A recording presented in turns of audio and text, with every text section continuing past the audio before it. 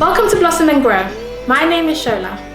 Before we get started, I'd love it if you would hit the subscribe button, turn on notifications and give this video a thumbs up. In this video, I'll be making a body butter using a method that is slightly different to what I'm used to, but it works really well. I love using body butters because they form a protective layer over the skin which helps keep your skin healthy and hydrated all day long. And they're packed with nutrients. Let's get started! Okay, so here I have 20 grams of shea butter, 20 grams of mango butter. I also have approximately 40 ml of sweet almond oil, 20 ml of jojoba oil, and about 5 drops of vitamin E oil. Because this mixture can be quite greasy, I want to prevent that by making a mixture of arrowroot powder and glycerine. This will be a paste that will help to absorb the extra oils, kind of like how you thicken your soups with cornstarch and water.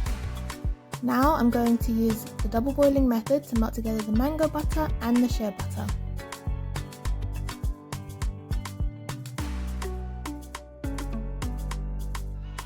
And this is how it looks when it's all melted up. Once it's cooled a little bit, I'm going to pour in my oil mixture from earlier.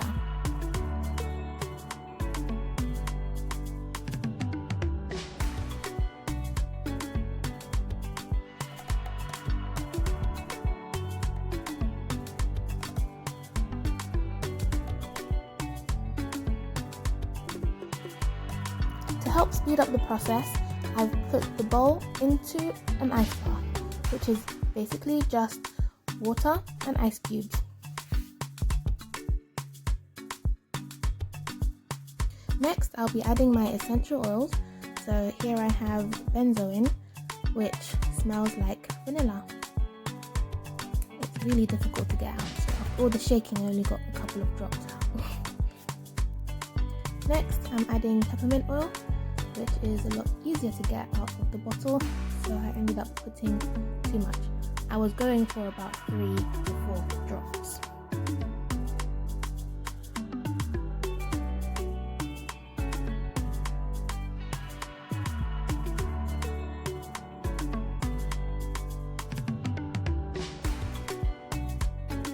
Now I'm adding the glycerine and arrowroot powder paste that I made earlier.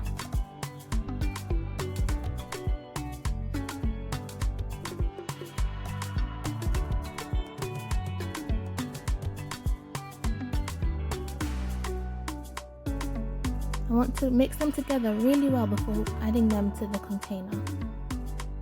I'm just using a spatula to get every single last bit out, and then I'm going to put it into the fridge overnight. Okay, so this is the final product. As you can see, it's really creamy and light and smooth looking, which is exactly what I wanted. I'll just take a little piece so you can see the texture in my hands. It's really nice and soft. It's so light. I'm just going to rub it into my skin. You can see how it just absorbs really nicely, really easily as well.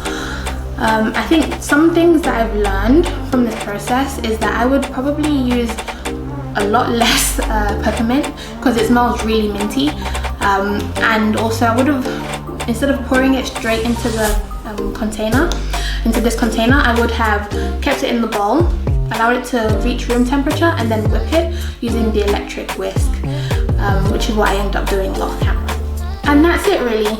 So please feel free to leave a comment below letting me know how it went for you.